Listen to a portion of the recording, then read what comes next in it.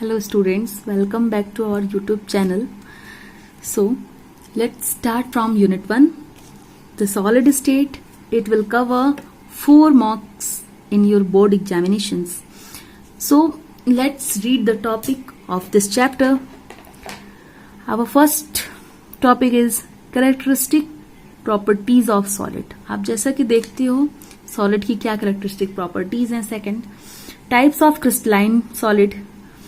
Third, crystal lattice of unit cell. Fourth, close packing and efficiency. Fifth, type of voids. Sixth, imperfection in solid. And seventh, electrical and magnetic properties. इन सभी topics की discussion आप इस chapter में करेंगे और इसके बाद आप स्टार्ट करेंगे सॉलिड के बारे में स्टडी. सो आप देखोगे कि यहाँ सॉलिड का मॉलिक्यूलर अरेंजमेंट मैंने बना रखा है और इसमें सबसे पहले हम सॉलिड के बारे में समझेंगे कि सॉलिड क्या है. सबसे पहले आप जानते हैं, बचपन से ही आपने पढ़ा होगा, समझा होगा, लेकिन यहाँ आपको सॉलिड का एक नया ही रूप देखने को मिलेगा. आप जानते हो कि सॉलिड के जो पार्टिकल्स होते हैं, जो उसमें कंस्टिट्यूएंट पार्टिकल्स होते हैं, वो क्लोजली पैक्ड होते हैं. Closely packed, it may be ions, it may be molecule और इट मे बी एटम्स. आप पहले ही जानते हो. देखो यहाँ मैंने डेफिनेशन भी लिख रखा है. आप कभी भी समझोगे इस डेफिनेशन को, a state of matter in which constituent particle, ions, molecules, atoms are closely packed. Means solid एक मैटर का एक ऐसे स्टेट. अब मैटर की बात यहां आ गई तो सबसे पहले आप जानोगे कि मैटर सिर्फ सॉलिड ही नहीं होता है. मैटर क्या है? लिक्विड भी होता है, मैटर गैस भी होता है, लेकिन यहां सिर्फ आप सॉलिड के बारे में ही स्टडी करेंगे.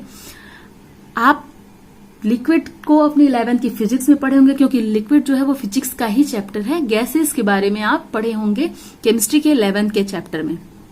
मे बी 4th चैप्टर हो सकता है या फिर कोई चैप्टर होगा, मुझे रिमेम्बर नहीं है.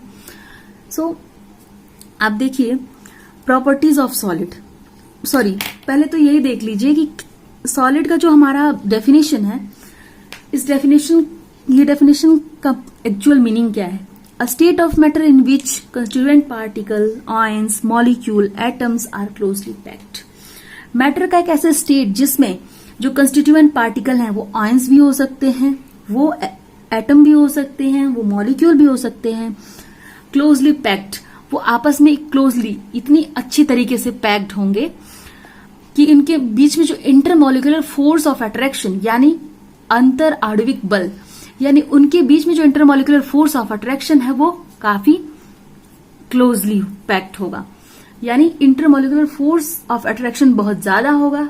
Intermolecular force of attraction is very high and you can say intermolecular distance is very low. और आप जैसा कि समझ सकते हैं कि जब इंटरमॉलिक्यूलर किसी भी कंस्टिट्यूएंट, किसी भी मैटर के किसी भी स्टेट में अगर कंस्टिट्यूएंट पार्टिकल काफी क्लोजली पैक्ड हैं तो उनके बीच में जो इंटरमॉलिक्यूलर डिस्टेंस होगा वो बहुत ही कम होगा.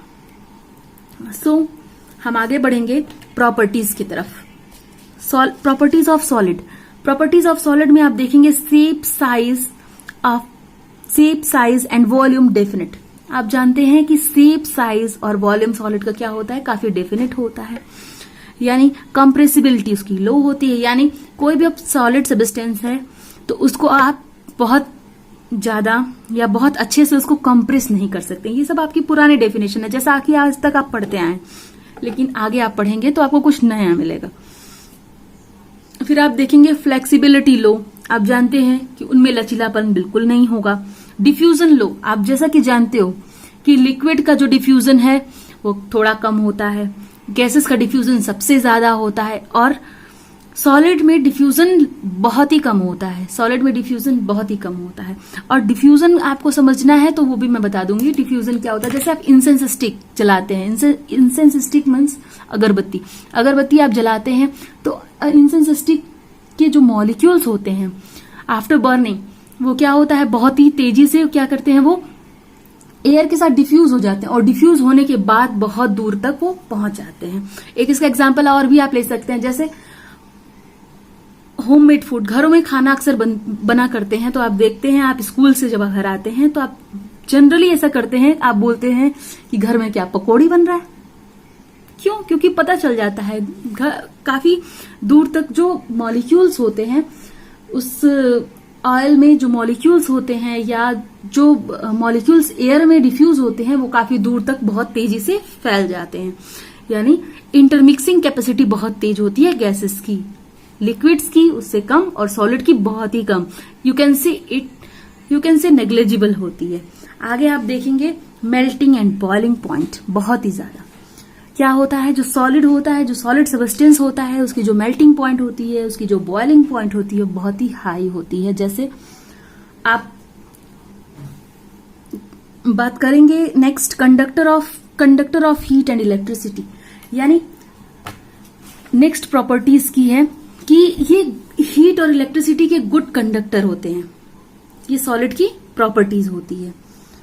नेक्स्ट हम देखते हैं सॉलिड स्टेट। सॉलिड स्टेट को हम दो पार्ट्स में डिवाइड करते हैं। पहला हमारा पार्ट है क्रिस्टलाइन एंड एमॉर्फस। पहला हमारा पार्ट है crystalline, another one is amorphous. Crystalline की जो प्रॉपर्टीज है मैं पहले उसको डिस्कस करूंगी, आफ्टर दैट मैं डिस्कशन करूंगी एमॉर्फस की। पहले तो आप क्रिस्टलाइन के बारे में समझेंगे। क्रिस्टलाइन सॉलिड, पहला उसकी प्रॉपर्टीज है, इसके जो ऑर्डर होते हैं वो लॉन्ग रेंज ऑर्डर होते हैं। जैसे मैंने आपको यहां बताया है, एक ही प्रकार के मॉलिक्यूल काफी लंबे ऑर्डर में बने रहते हैं, जैसे ए बी ए। फिर नीचे भी आप देखोगे ए बी ए, या फिर आप यहाँ NaCl कर सकते हैं। इसके एग्जाम्पल हैं, ठीक है। आप देखेंगे कि काफी दूर तक इनका जो रेंज है ऑर्डर वाइज होता है। नेक्स्ट आप देखेंगे कि मेल्टिंग पॉइंट इज शार्प। इनकी जो मेल्टिंग पॉइंट होती है वो बहुत ही शार्प होती है। आगे आप देखेंगे anisotropic in nature. Anisotropic in nature ये है, मैंने यहां लिखा नहीं है, मैं लिख देती हूं। एनिसोट्रॉपिक इन नेचर का मीन्स क्या होता है?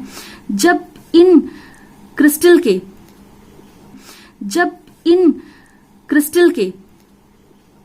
अलोंग या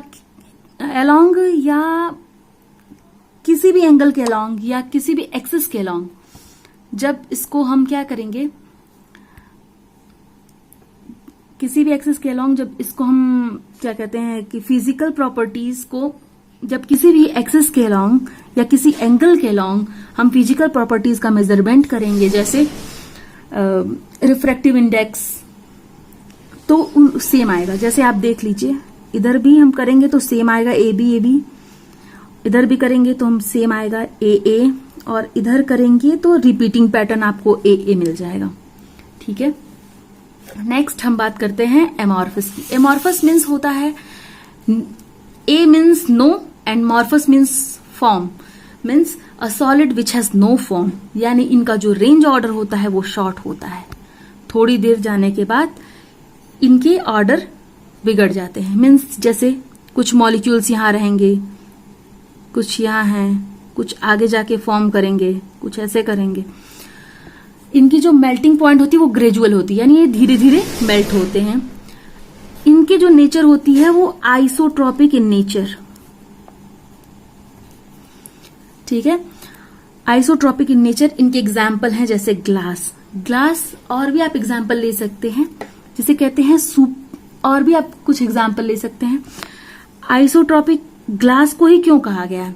क्यों? बिकॉज जो ग्लास होती है, ग्लास को हम एक चीज और कह सकते हैं विच इज सुपर कोल्डेड लिक्विड, और एक और चीज कह सकते हैं which is pseudo solid. Glass को सो isotropic in nature means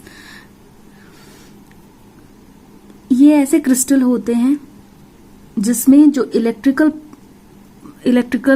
property होती है या जो फिजिकल प्रॉपर्टी होती है, जैसे रिफ्रैक्टिव इंडेक्स, वो अलोंग एनी डायरेक्शन उसकी जो प्रॉपर्टी है वो सेम नहीं होती है। जैसे एग्जांपल ले लीजिए ग्लास ऑफ, जैसे आप मान लो ओल्ड मॉन्यूमेंट्स टूर करने जा रहे हैं या फिर कोई किला ही टूर करने जा रहे हैं, तो आप देखते होंगे कि window of the old buildings, उसके जो ग्लास, उसके जो विंडो पैन होते होंगे उसमें जो ग्लास लगे होते हैं, आप देखते हैं जनरली जो अप साइड होता है, जनरली जो अप साइड उसका होता है वो थिन होता है और डाउन साइड जो होता है वो थिक हो जाता है। बिकॉज ऑफ, क्योंकि जो अप साइड है वो थिन इसलिए हो जाता है क्योंकि glass have tendency to flow, not very fast but slow. Glass की भी एक ऐसी टेंडेंसी होती है जो फ्लो करती है, बहुत तेजी से नहीं लेकिन बहुत स्लो ही फ्लो हो जाए लेकिन होती है। सो आगे आप देखेंगे टाइप्स ऑफ क्रिस्टलाइन सॉलिड। इसमें कुछ डिफरेंट टाइप्स ऑफ देखेंगे। पहला है मॉलिकुलर सॉलिड, दूसरा आयनिक solid, third metallic and fourth network और कोवेलेंट सॉलिड।